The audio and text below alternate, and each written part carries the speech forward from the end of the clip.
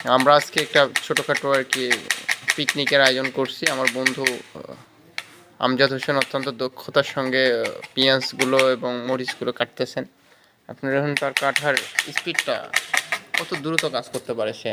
আমি জানি না তার ঘরে কোন রমণী আসবে, সে অনেক সুখে থাকবে, কিন্তু আসলে আমাদের তো আর তেমন অভিজ্ঞতা নাই এটা বিষয়ে। আসলে সে অত্যন্ত দক্ষ একজন কারিগর হিসেবে গড়ে উঠছে। আপনারা ওর জন্য দোয়া করবেন যাতে আগামীতে ভালো কিছু আমাদেরকে উপহার দিতে পারে।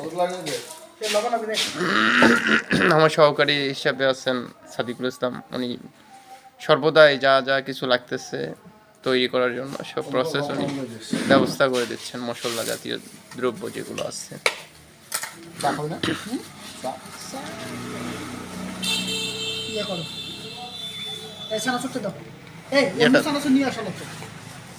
এটা ইয়া হবে, টেস্ট হবে তো, হাতে তৈরি করা না, এটা অনেক সুন্দর।